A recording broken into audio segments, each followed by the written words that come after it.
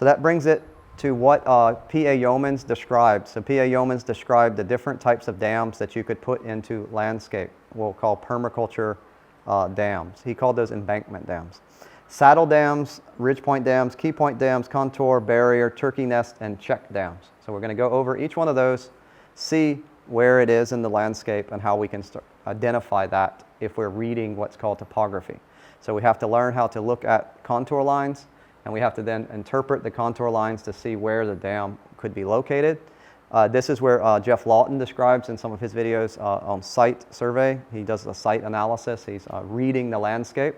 But in that instance, he describes patterns, and that we are very good at seeing patterns. So if I show you, and I keep showing you this thing, you'll pick up the pattern.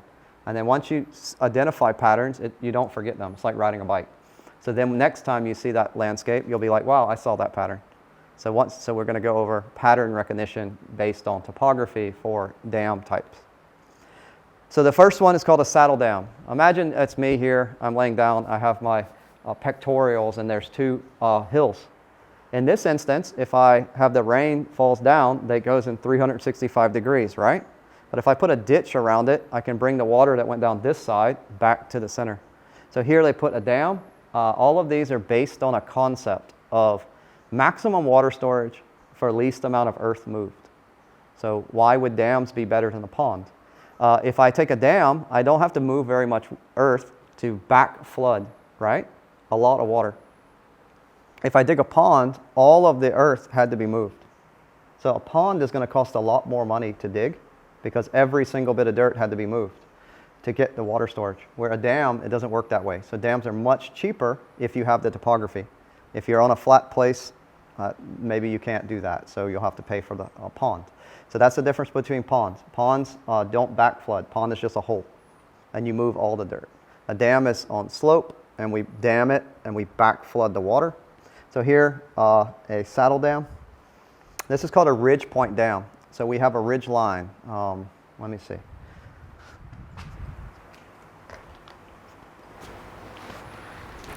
One of our nice cushions, right? All right. How do we see topography? So if this is a ridge going down, right? And imagine you could walk up the ridge, right? But you could also walk on same elevation, right? Level. So I didn't go uphill. I didn't go downhill, right? So if I now put that line dead level, yeah, and that's the swale. The water that went down will hit that level contour, turn 90 degrees, and come to the ridge. And then I'll put a dam here. So the water, the rain will hit here, it will run down, run on contour into this dam. And I can do that, stacking those down the hillside. Then I can let the water out of this dam to irrigate this slope. And then this dam that's down here will irrigate that slope. So imagine it was steeper, whatever. So okay, that's what's going on. So that's where you get like a little bit of an optical illusion. People think, oh, the water's going uphill. It's not. The water is actually running on contour to the lower point. So 90 degrees over, okay? That's it. These are the original from the book, guys. We're gonna go later, look at real pictures of real dams done like this, so it'll be a little bit easier for you. But, sometimes we have to walk before we run, so let's see where it came from and then work our way up to the actual ones. This is what we call a classic or a key point dam. So the term that we're doing is called key pointing. Key lining, okay, but this comes from this key point. This is the type of dam that most people are familiar with. We have a valley. We put a dam across the valley. Guess what? The water runs down the valley and backs up but it backs up to the key point. Actually, to be frank, this drawing is incorrect.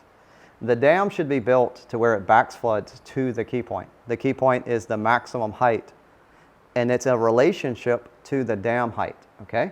So in permaculture and earthworks, we can't, without concrete or steel pilings and really lots of expense, we can't make earthen dams higher than about 4 meters, okay?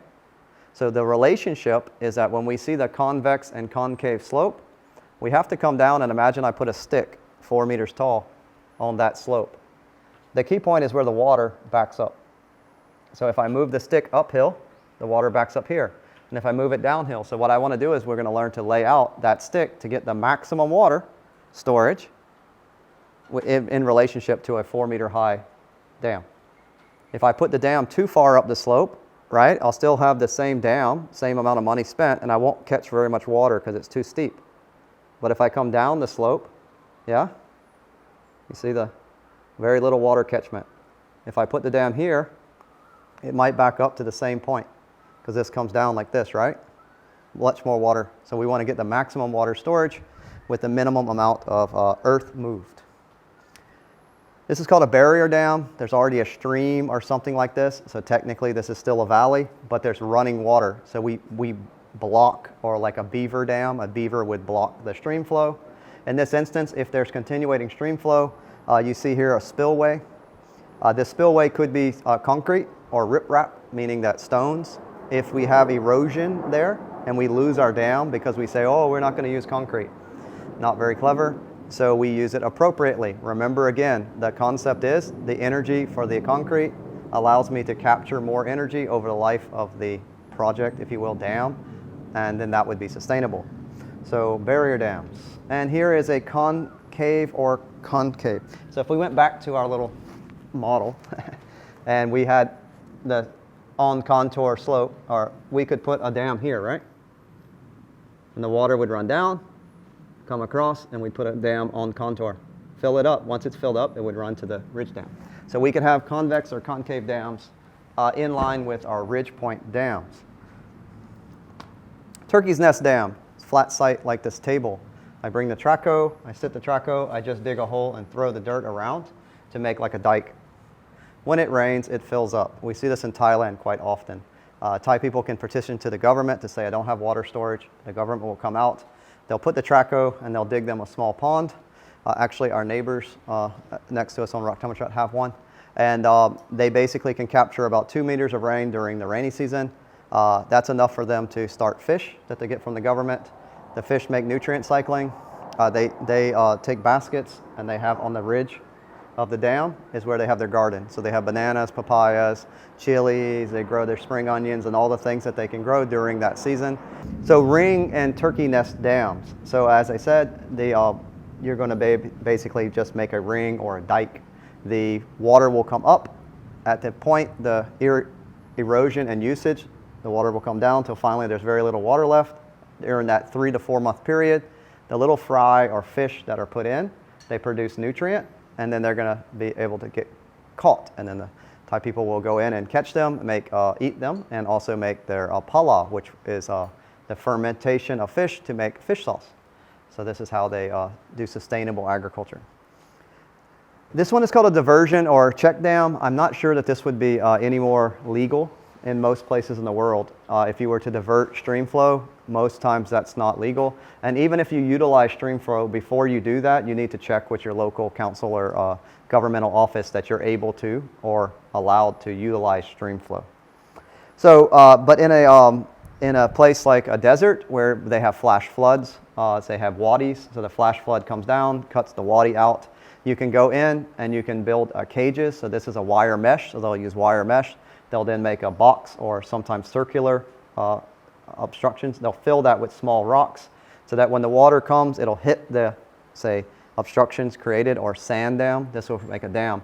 The sands have been picked up, silts and sands are picked up with the water when it's coming down. It'll hit that, slow down, drop the silts and sands out, and over time, it'll create like a wedge so that when the next rains come, it'll soak in. So they call these sand dams. So then you keep stacking these down the wadi, and then you slow the water flow over the land, allowing the water to soak in with the sand and silts, and then the people that live there will come down and plant their vegetables and be able to get like a 1 month vegetable growth with the water that's stored behind the gabions. So if you're in a really bad situation, this is going to be an appropriate way to get a food growth. And then at that point, the next thing would be learning, like if you're trying to help people like that as a permaculturalist, is to introduce maybe food preservation methods like fermentation, something like that. So then I can get this growth, but and then how can I preserve the growth? Maybe dehydration and food preservation.